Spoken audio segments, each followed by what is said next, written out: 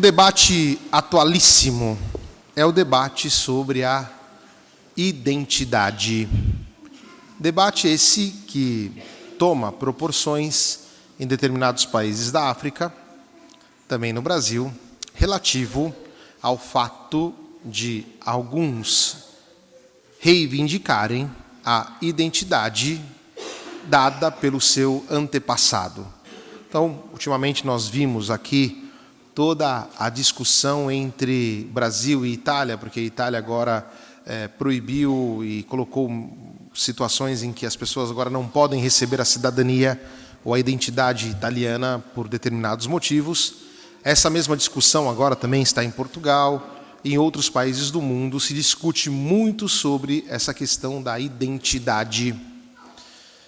Tem os seus prós e os seus contras, e esse não é o objeto da nossa discussão. O que eu quero demonstrar somente é que a identidade que nós recebemos, que subsiste na nossa pessoa, ou seja, a nossa pessoa existe, nasce dentro de uma cultura e nós vamos agregando elementos desta cultura, de tal modo que o nosso modo de ser, o nosso modo de agir, de alguma maneira, ele faz perceber qual é a nossa identidade, da onde nós viemos, quais são os elementos que nos acomuna, os elementos que nos coloca dentro de uma cultura. E a identidade, ela é obviamente reconhecida dentro de um Estado. Isso vem da onde? Vem lá do Império Romano. Tem todo um escrito dos romanos de como é que surgiu esta categoria de identidade, que uma outra hora eu explico com calma. Mas a ideia é que a nossa identidade, que está na nossa pessoa, ela é composta por elementos que são próprios. E isso faz o quê? Define a pessoa e a sua origem. Certa vez, estava em Roma, na escola, no caso era da Regnum Christi, que é a parte feminina dos legionários. E, estávamos ali com os nossos amigos, tinha um chinês, tinha um italiano, tinha eu brasileiro. Chegando ali, a minha amiga mexicana, Verônica, ela disse, olha, lá naquela mesa estão as brasileiras. O refeitório, um silêncio. Quando eu cheguei na mesa, sou brasileiro. Todo mundo começou a rir, brincar e não sei o quê. Aí vem o meu amigo italiano e fala, se percebe que vocês são brasileiros, né? Pelo nosso modo alegre, pelo nosso modo feliz de estar nos lugares. Então, é uma identidade, é a nossa identidade. Muito bem, por que eu estou dizendo isso? Porque a tendência hoje de olhar o Evangelho é olhar o fato que Jesus manda os discípulos para a missão, que está correto, e nós vamos falar sobre isso. Mas a parte final, ela é muito interessante. Jesus Cristo vai dizer, contudo não vos alegreis porque os Espíritos vos obedecem, antes ficais alegres porque vossos nomes estão inscritos no céu. O que quer dizer isso? Que a nossa identidade é divina. Aquilo que nós temos como substrato da nossa pessoa é o fato de que, pela graça do batismo, agora nós pertencemos aos habitantes do céu. E aquilo que deveríamos exprimir com o nosso modo de ser é o fato de que nós participamos disso, e isso deveria nos deixar alegres. Qual é o motivo da nossa alegria? Segundo o Evangelho de hoje, porque os nossos nomes estão inscritos no céu. E nós vamos perceber que este caminho de uma certa alegria é aquilo que nós encontramos nas demais leituras. São Paulo vai nos dizer, quanto a mim, que eu me glorie, ou seja, que eu seja alegre, que eu me glorie somente da cruz do Senhor. E depois ele vai dizer, porque o que conta é a criação nova, pois eu trago no meu corpo as marcas de Jesus. Ou seja, São Paulo se identifica plenamente com Cristo. Como nós cristãos somos chamados também a esta identificação. Ser cristão não é um apêndice na nossa vida, mas é a nossa identidade decisiva. Nós nos gloriamos da cruz do Senhor. Nós trazemos no nosso corpo as marcas de Cristo. Imagine só que honra é esta, não? De tal modo que deveríamos ser reconhecidos por essas marcas. Ser reconhecidos porque nós somos cristãos. Ser reconhecidos porque o nosso corpo está tão identificado com Cristo que trazemos nele as marcas do Senhor. Isto é o motivo da nossa alegria. E aí nós vamos entender o Evangelho na sua completude, na sua inteireza.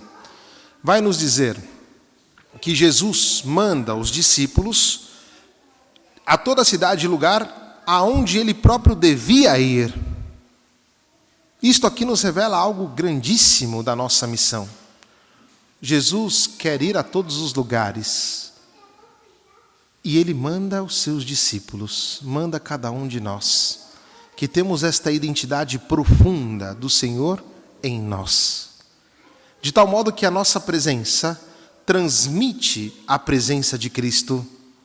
É como que se nós fôssemos procuradores, representássemos, que talvez aqui não seja o correto representar, porque nós levamos Cristo mesmo com a nossa vida. Então, o que Jesus Cristo nos propõe, ou propõe aos seus discípulos, é ir nos lugares onde ele deveria ir. Não tem nenhum lugar estranho a Cristo. Não tem nenhum lugar onde Jesus Cristo não queira levar a boa nova. Não tem nenhum lugar onde Jesus Cristo não queira dizer: o reino dos céus está próximo. O Evangelho chegou até nós. E Jesus Cristo conta conosco e nos dá, além do poder, também esta identidade, ou seja, porque os nossos nomes estão inscritos no céu. E imagina que lá no seu trabalho, na sua escola, na sua faculdade, nos seus ambientes de férias, você é chamado a levar esta presença de Cristo na tua pessoa. Isto não é uma tarefa simples, é uma honra enorme, porque nós podemos levar a paz de Cristo. É aquilo que Jesus Cristo vai nos dizer: aonde entrardes, dizei, a paz esteja nesta casa. E a paz significa colocar ordem nas coisas.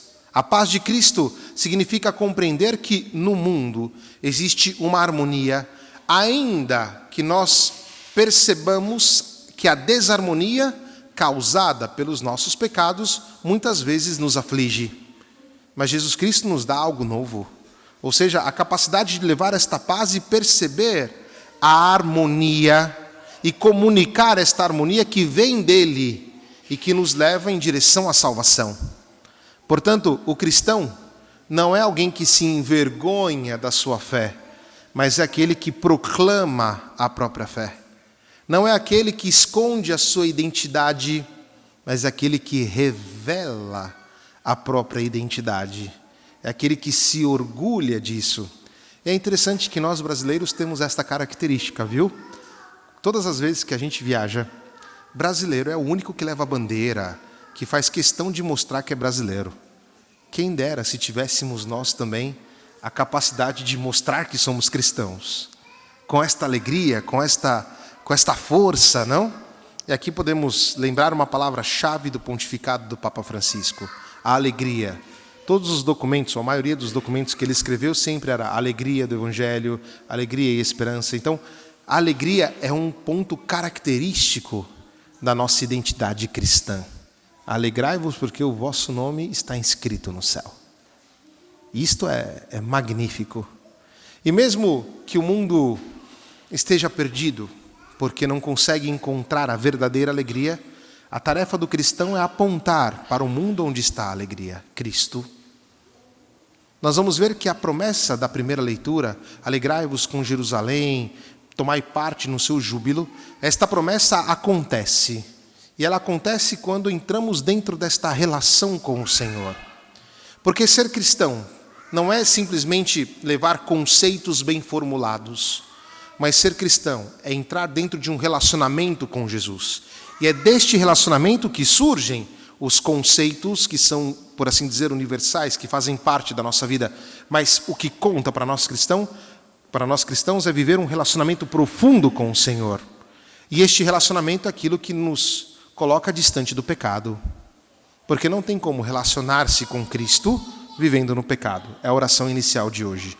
Ou seja, nos dai a santa alegria para que, permanecendo distante do pecado. Portanto, o cristão é aquele que entende que a própria identidade, ela não tem que ver com coisas que provêm do demônio, com coisas que provêm do espírito maligno. A alegria do cristão é o fato de que temos Cristo e que nós somos chamados a passar por onde Ele próprio deveria ir. E ir ali como cordeiros, Porque Jesus vai dizer, vos mando como cordeiros no meio de lobos. Pode ser algo um pouco suicida isto, não? Porque o cordeiro é a presa, ou seja, o lobo caça o cordeiro e procura devorá-lo. O cristão, quando tem a capacidade de ir ao mundo, ele dá de si mesmo para a salvação deste mundo. Não em seu nome, mas em nome de Cristo. Em nome desta identidade que ele transporta consigo, que ele, mais do que transporta, que ele tem dentro de si, que está arraigada nele. E é isso que transforma, é isso que nos deixa felizes. É isso que faz com que a nossa missão e a nossa vida seja uma missão e uma vida contente, uma vida alegre. É assumir a nossa identidade. E assumir nesses termos que vai dizer São Paulo, não? Gloriar-se da cruz de Cristo, trazer no nosso corpo as marcas de Jesus. E alguém poderia fazer uma pequena observação? Por que nós católicos buscamos às vezes as relíquias dos santos? E aquelas que nós preferimos são as relíquias do corpo daquele santo, não? Um osso, um pedaço do cabelo, um pedaço da carne do santo. Exatamente porque o corpo de um santo traz as marcas de Cristo, nos lembra que nós somos chamados àquilo ali, a transmitir a nossa identidade profunda, e identidade que não é só para nós, mas que é para todo o mundo. O mundo tem sede de Cristo, só não sabe onde encontrá-lo. E não espere que o mundo vai bater aqui na porta da igreja, vim procurar o que eu estava procurando, vim encontrar o que eu estava procurando. Não vai acontecer. O que acontecerá será a nossa presença, será o nosso modo de ser. Aí esse paralelo bonito, não? Como brasileiros nos alegramos porque somos brasileiros, deveríamos nos alegrar porque somos cristãos. E quem dera que o mundo visse essa alegria nossa, porque somos cristãos, porque viver a vida com Cristo vale a pena. Em geral a gente pensa muito no negativo, e isso aqui não é legal. Ou seja, o negativo é o pecado, e o pecado não é o normal da nossa vida, viu? Pecado é uma vírgula que nem deveria estar no texto. O normal da nossa vida é a força de Jesus. O normal da nossa vida é gloriar-se na cruz de Cristo.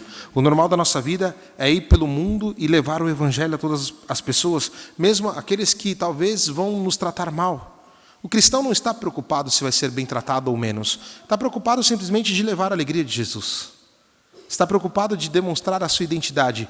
E se o nosso nome está escrito no céu, o nosso nome não será cancelado. Porque uma vez inscrito no céu, a nossa identidade cristã ela é eterna. E por isso, quanto mais vivemos e mais aprofundamos neste nosso modo de ser, tanto mais nós vamos perceber os largos horizontes da nossa existência. Peçamos a Maria Santíssima que nos ajude, que interceda por nós para que possamos realizar aquilo que ela disse: fazei tudo aquilo que Ele vos disser. Que assim seja. Amém.